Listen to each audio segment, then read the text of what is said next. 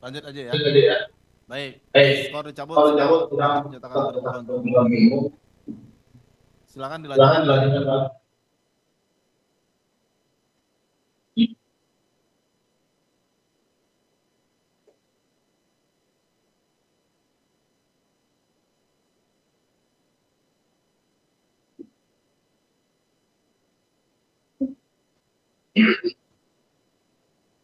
5. Terdapat kesesatan fakta atau dwelling faith, kesesatan hukum atau atau dwelling on trend headway dan penafsiran hakim yang tidak sesuai dengan kehendak pembuat undang-undang pasal 162 ayat 2 KUHP, bahwa sebagaimana pemohon PK sampaikan di atas, salah satu unsur kekhilafan hakim atau kekeliruan yang nyata yang menjadi alasan pengajuan upaya hukum peninjauan kembali bila mana terdapat kesesatan fakta atau dwelling faith, kesesatan hukum atau dwelling on trend headway dan penafsiran hakim atas peraturan perundang-undangan yang bertentangan dengan kehendak si pembuat peraturan perundangan, bahwa sesuai dengan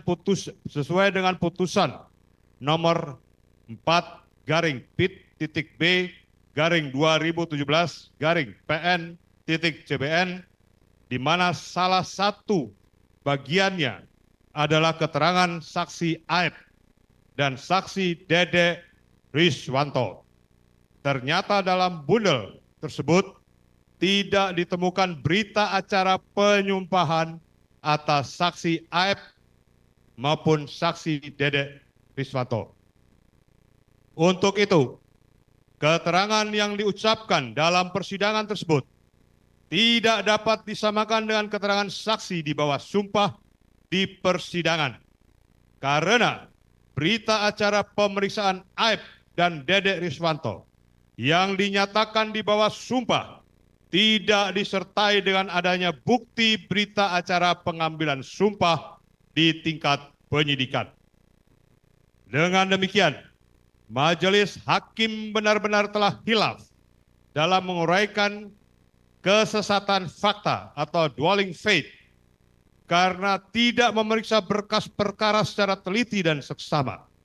Akibat kehilafan tersebut, keterangan Aib dan Dede Riswanto pada putusan halaman 74 sampai dengan halaman 77 telah digunakan oleh Majelis Hakim untuk menghukum pemohon PK, sebagaimana terlihat dari pertimbangan hukum halaman 101 sampai dengan 102 sebagai berikut.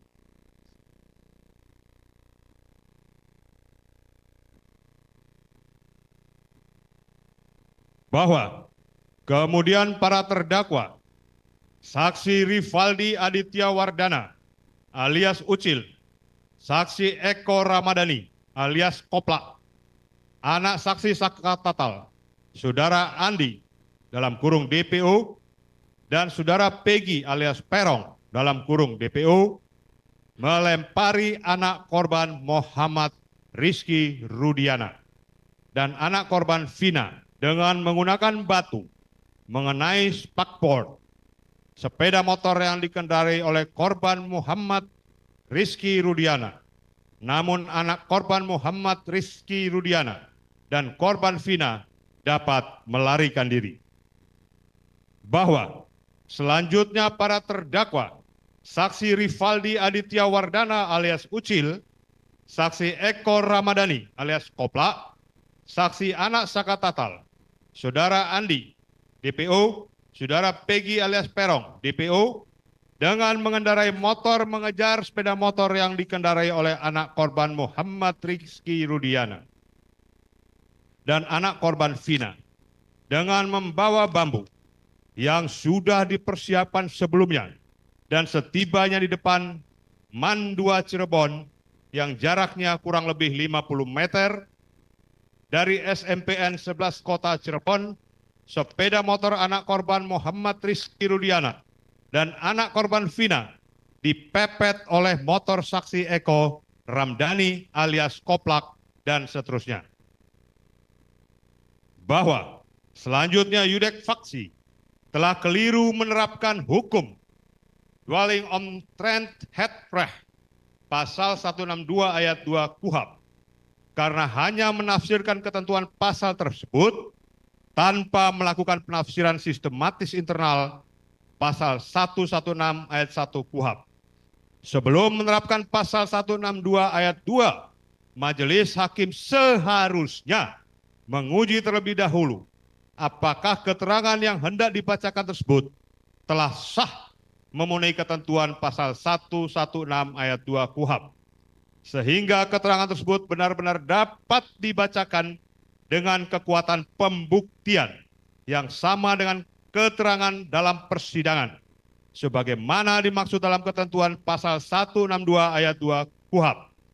Adapun ketentuan pasal 162 ayat 2 KUHP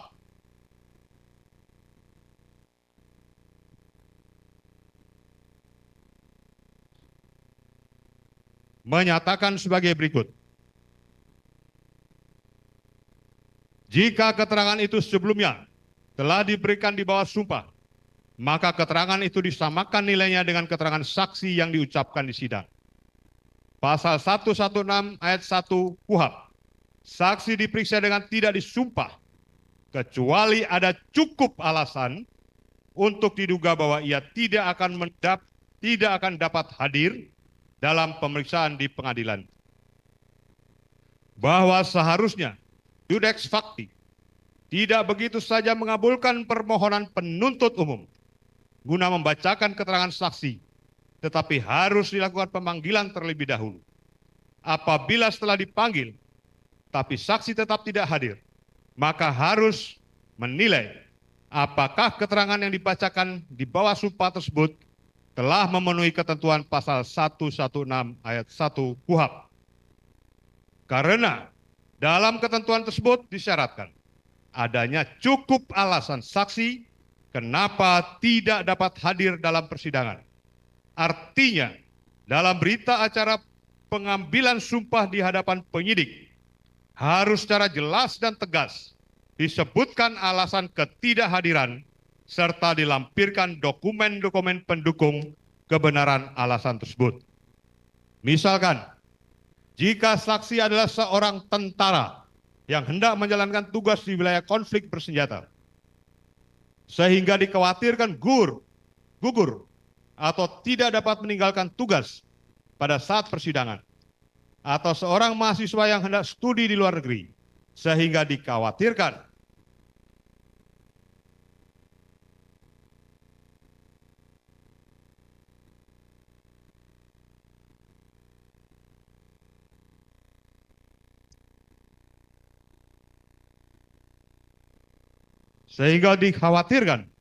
tidak bisa hadir ketika sidang, atau seorang penderita kanker yang divonis dokter segera meninggal, maka alasan ketidakhadiran si tentara atau si mahasiswa atau si penderita kanker tersebut wajib tercantum dalam berita acara penyumpahan dengan melampirkan surat tugas, surat kelulusan tes, atau surat keterangan dokter, atau dokumen-dokumen lain sebagai pendukungnya. Jika tidak, maka akan sangat berbahaya karena pasal 116 ayat 1 KUHP yang sejatinya untuk mengumpulkan alat bukti selengkap-lengkapnya dalam rangka mencari kebenaran material, malah akan digunakan sebagai alat penyidik untuk merekayasa perkara atau menutupi kesaksian palsu, dan hal tersebut in casu terbukti melalui kesaksian Dede Riswanto dan Liga Akbar yang ternyata telah memberikan keterangan palsu atas perintah orang lain yang dibalut dengan dalil penyumpahan selama penyidikan.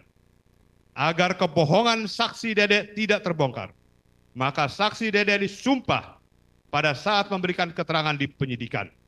Dan si penyuruh sumpah palsu rupanya paham betul kalau saksi Dede hadir di persidangan, kebohongannya dapat terbongkar akibat cecaran pertanyaan penasihat hukum terdakwa sehingga ketika dipanggil persidangan, saksi Dede dilarang untuk menghadiri dan memberikan keterangan sebagai saksi dalam persidangan. Begitu pula saksi Liga Akbar yang sebelumnya sudah disumpah dalam persidangan meski akan tetap hadir dalam persidangan, tapi belakangan mengaku kesaksiannya juga palsu karena disuruh oleh saksi Rudiana, yang artinya dia juga melakukan kesaksian palsu selama penyidikan yang dibungkus oleh sumpah sebagaimana diatur dalam ketentuan pasal 116 ayat 1 KUHP.